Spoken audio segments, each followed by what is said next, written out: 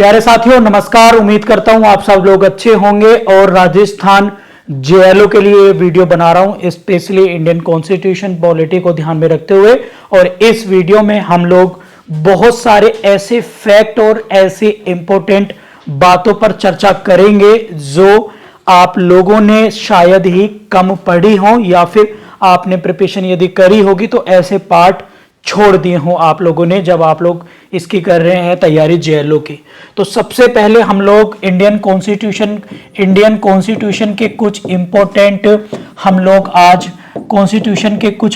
Important amendments को जानेंगे और अमेंडमेंट्स भी ऐसे जो अभी हाल ही में रिसेंटली में संविधान संशोधन हुए हैं। तो सबसे पहले हम लोग देखेंगे पहला संविधान संशोधन जो 1951 में हुआ था और इसमें शेड्यूल 9 को जो है वो जोड़ा गया था जो बात करता है लैंड रिफॉर्म की बात करता है। ठीक है, सब इसके बाद में सीधा आपको लेके चलूंगा 100 कॉन्स्टिट्यूशन अमेंडमेंट और इसमें हम लोगों ने भारत और बांग्लादेश से ये 2014-15 में हुआ था लैंड ट्रांसफर किया।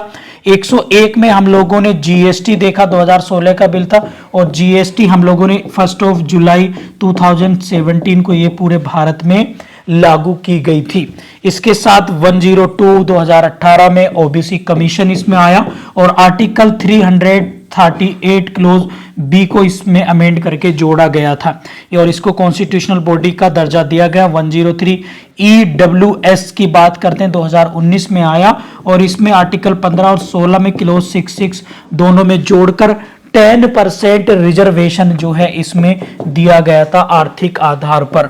104 में दो बातें हुई थी और वो ये थी कि एक तो एंग्लो इंडियन प्रोविजन रिपील कर दिया आर्टिकल 331 को हटा के, और एक आप लोगों ने देखा होगा 10 साल के लिए एससी एसटी की जो रिजर्वेशन है लोकसभा राज्यसभा में उसको 10 साल और एक्सटेंड कर दिया गया। इसके साथ साथ 105 में एक अभी अमेंडमेंट हुआ है और इसमें क्या करा गया, इसमें 105 में करा गया ओबीसी की जो लिस्ट है वो अब प्रिपेयर कर सकते हैं राज्य सरकार, स्टेट गवर्नमेंट जो है वो इसको तैयार कर सकती है। और हाल ही में अभी आप लोगों ने देखा होगा वुमेन रिजर्वेशन बिल आया है। इसमें क्या करा गया है कि अब लोकसभा और राज्यों की विधान सभाओं में 33% जो है रिजर्वेशन दिया जाएगा। इसको आप लोगों को याद रखना है, 2023 का वेरी वेरी इंपॉर्टेंट अमेंडमेंट है। तो ये थे कुछ इंपॉर्टेंट, इसके साथ साथ कुछ ऐसे संविधान संशोधन हैं जो काफी आते हैं, उन पे भी मैं एक बार मोटे तौर से आप लोगों के सामने चर्चा करना चाहूंगा। और वो है क्या, सबसे पहले है 42वां कॉन्स्टिट्यूशन अमेंडमेंट 42। इसमें अगर हम बात करें 42वें में तो इसको मिनी कॉन्स्टिट्यूशन ऑफ इंडिया के नाम से भी जाना जाता है। और इसमें अगर हम बात करें तो काफी सारी चीजें इसमें चेंजेस की गई थी। इसमें क्या है कि डीपीएसपी को मौलिक अधिकार जो फंडामेंटल राइट्स हैं उन पर जो है प्रीफरेंस वरीयता दी गई थी। इसमें 3 शब्द प्रेम्बल्स को भी अमेंड करा गया था जिसमें समाजवाद, धर्मनिरपेक्षता और अखंडता की बात की गई। आर्टिकल 31A इसमें जोड़ा गया था। आर्टिकल 39A जो फ्री लीगल एड की बात करते हैं, सीआरपीसी 304 की बात करता है। एक आर्टिकल 43A इसमें जोड़ा गया था जो कोऑपरेटिव जो आपके कर्मचारी हैं उनके मैनेजमेंट की बात करता है। फिर एक आपका 48A करता है जो एनवायरनमेंट से रिलेटेड बात करता है, पर्यावरण प्रोटेक्शन और वाइल्ड लाइफ जो जीव जंतु है उनके प्रोटेक्शन की बात करता है। और इसी में एक हमारे फंडामेंटल ड्यूटीज 51A के क्लोज के जो है इसमें जोड़ा गया था। और इसके अगर हम बात करें तो फंडामेंटल ड्यूटीज वो ली गई थी हमारी रशिया से, ये आप लोगों को याद रखना है। हालांकि फिर इसमें कॉन्स्टिट्यूशन में एक अलग से पार्ट जोड़ा गया 5A नाम से, तो ये भी आप लोग याद रखेंगे। एंड इसके साथ साथ अगर मैं कॉन्स्टिट्यूशन की बात करूं तो एक 44वां संविधान संशोधन 44 कॉन्स्टिट्यूशन अमेंडमेंट होता है और ये 1978 में होता है। 42वां जो होता है वो 1976 में कॉन्स्टिट्यूशन अमेंडमेंट होता है। अगर मैं बात करूं इसमें तो एक इसमें नया अनुच्छेद जोड़ा गया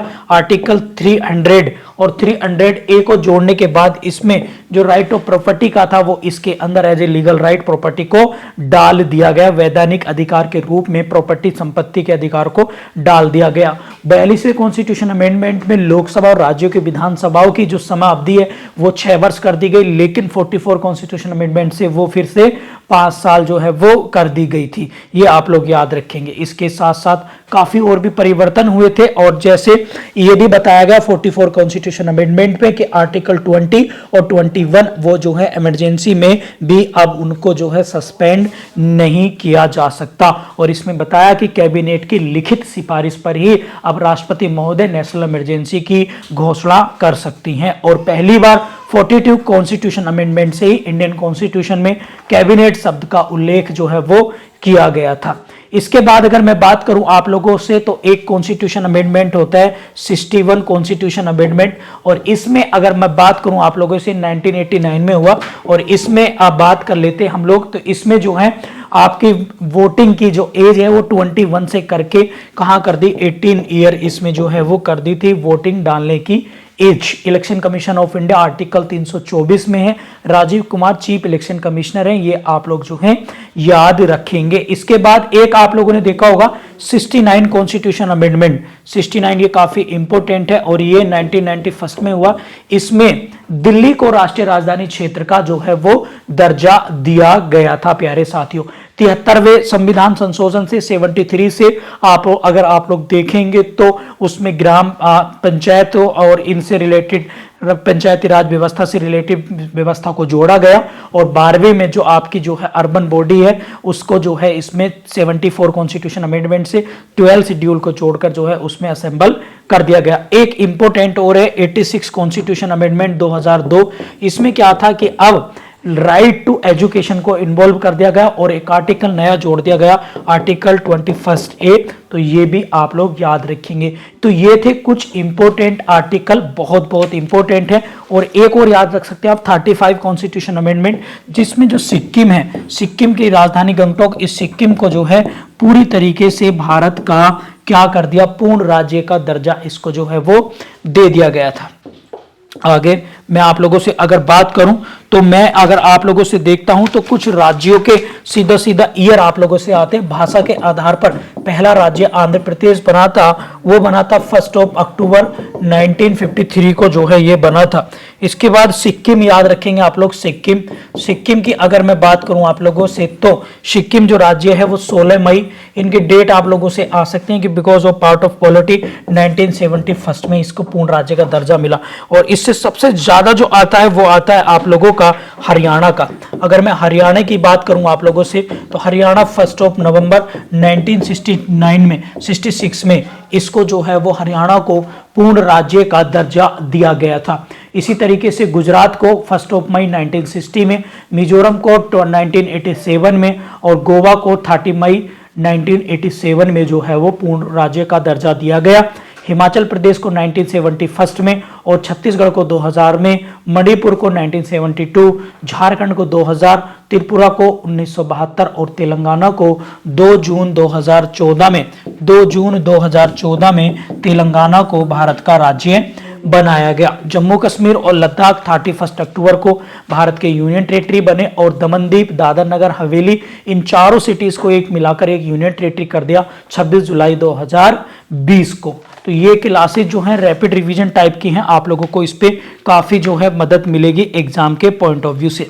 यदि हम इंडियन कॉन्स्टिट्यूशन के सिटीजनशिप की बात करें तो पार्ट 2 में सिटीजनशिप के बारे में बात की गई है, जो आर्टिकल 5 से लेकर 11 तक हम सिटीजनशिप का बात करते हैं। इंडिया में सिंगल सिटीजनशिप का कॉन्सेप्ट है और वो लिया गया था ब्रिटेन से, और जबकि अमेरिका में डबल सिटीजनशिप का कॉन्सेप्ट है। ये भी आप लोग जो है प्लीज याद रखेंगे, वेरी वेरी इंपॉर्टेंट है आप लोगों के एग्जाम के पॉइंट ऑफ व्यू से। ठीक है, वरीयता क्रम में आप लोगों से पूछा जा सकता है 5 लोगों के टॉप मोस्ट 5 लोगों के नाम आप 5 पोस्ट में बता दे रहा हूं। सबसे नंबर 1 पर राष्ट्रपति सबसे बड़ा होता है देश का, तो पहले नंबर पर राष्ट्रपति आप लोग याद रखेंगे। दूसरे पर उपराष्ट्रपति हैं, दूसरे पर उपराष्ट्रपति, तीसरे पर प्रधानमंत्री, देश का प्रधानमंत्री है। इसके बाद चौथे पर राज्यपाल, और चौथे पर आपके राज्य के राज्यपाल होंगे, और 5वें पर आप लोगों के पूर्व पीएम होते हैं वरीयता के आधार पर, और पूर्व राष्ट्रपति, सॉरी पूर्व पीएम की नहीं, पूर्व राष्ट्रपति, और इसके साथ साथ 5वें नंबर पर उप प्रधानमंत्री 5वीं पोजीशन पर होते हैं। छठी पोजीशन पर आप लोगों को याद रखना है भारत के chief justice CGI of India की जो वरीयता क्रम है पोस्ट के आधार पर वो 6ठे नंबर पर है, ये आप लोग याद रखेंगे। और इसके साथ साथ लोकसभा स्पीकर इसी के साथ हैं, और इसके साथ साथ आप लोग करें तो लोकसभा के साथ साथ उप प्रधानमंत्री, ये भी आप लोग जो है वो याद रखेंगे एग्जाम के पॉइंट ऑफ व्यू से। तो 6 प्रीफरेंस के आधार पर आप लोगों को याद रखना है, ठीक है। बात क्लियर होगी सभी को, कोई दिक्कत तो नहीं। चलिए आगे अगर मैं आप लोगों को बताना चाहूंगा तो यहां पर एक चीज आप लोगों को और याद रखनी है, कॉन्स्टिट्यूशन में देखिएगा काफी सारे आप लोगों को सीधे सीधा आर्टिकल बेस्ड क्वेश्चन आएंगे। तो कुछ आर्टिकल्स मैं आप लोगों के साथ जो है वो डिस्कस कर दे रहा हूं, जो आप लोगों को आएंगे। आर्टिकल 148 ये बात करता है कैग की, किसकी बात करता है, कैग की। आर्टिकल 76 ये बात करता है अटर्नी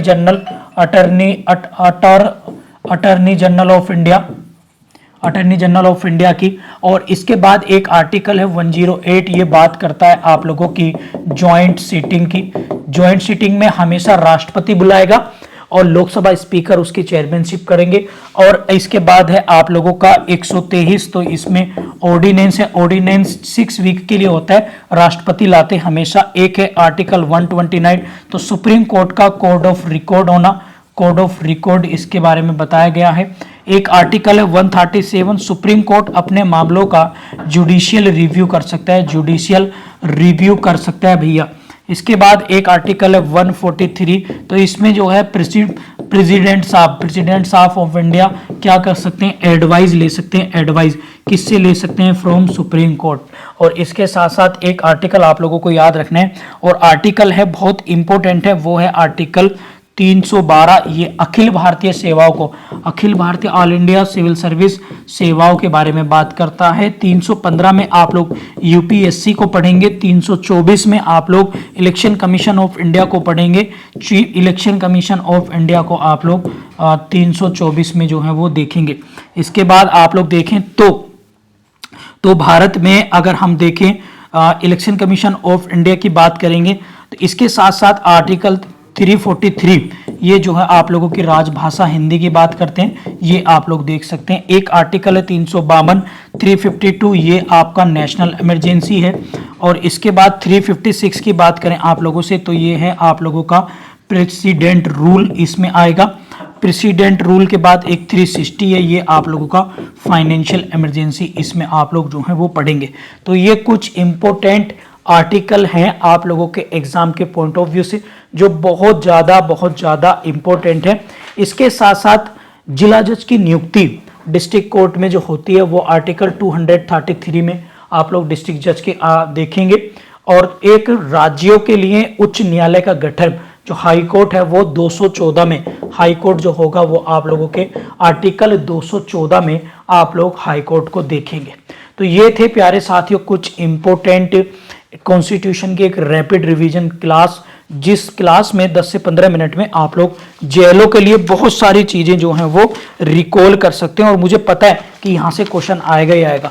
मैं जाते जाते पंचायती राज व्यवस्था जो राजस्थान के नागौर डिस्ट्रिक्ट से हुई थी, इससे रिलेटेड ये कमेटियों के नाम आ जाते हैं। बलवंत राय मेहता कमेटी, ये 1957 की है। आप लोग इनके ईयर डायरेक्ट लिए जाएंगे। अशोक मेहता कमेटी, ये आप लोगों की 1977 के हैं। जीवी के राव समिति, ये है आप लोगों के 1985 के। और अगर मैं बात करूं आपसे एल एम सिंघवी अगर हम बात करें 1986 के। और पी के थंगुन कमेटी है 1988 के, ठीक है। तो ये आपको ईयर मैचिंग में आ सकते हैं, ठीक है। और मैं उम्मीद करता हूं कि जो भी आपका एग्जाम है, ये पॉलिटी की रैपिड रिवीजन क्लासेस जो कम समय में ज़्यादा रिकॉल करके आप लोग यहाँ से डेफिनेटली 3-4 क्वेश्चन आप लोगों के इस वीडियो से आ जाएंगे। इस तरह की और भी वीडियो चाहिए तो वीडियो के कमेंट बॉक्स में ज़रूर बताइएगा, और वीडियो कैसी लगी है आप ये भी बताइएगा। Thank you.